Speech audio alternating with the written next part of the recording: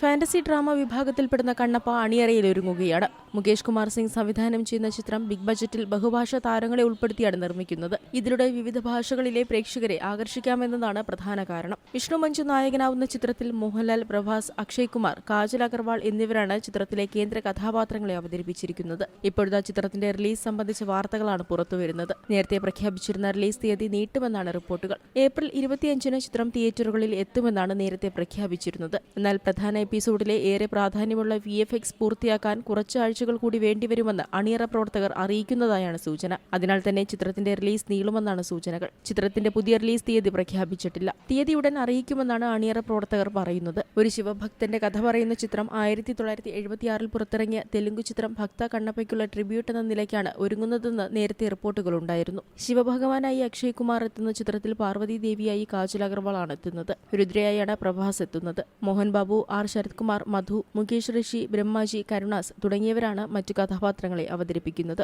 നായക കഥാപാത്രത്തെ അവതരിപ്പിക്കുന്ന വിഷ്ണു മഞ്ജുവിന്റേതാണ് ചിത്രത്തിന്റെ കഥയും തിരക്കഥയും. Entertainment desk, C Malayalam news. പുതിയ വാർത്തകളും വിശേഷങ്ങളും ഇനി വിരൽ തുമ്പിൽ. എല്ലാ ഡിജിറ്റൽ പ്ലാറ്റ്ഫോമുകളിലും ഇപ്പോൾ സി മലയാളം ന്യൂസ് ലഭ്യം.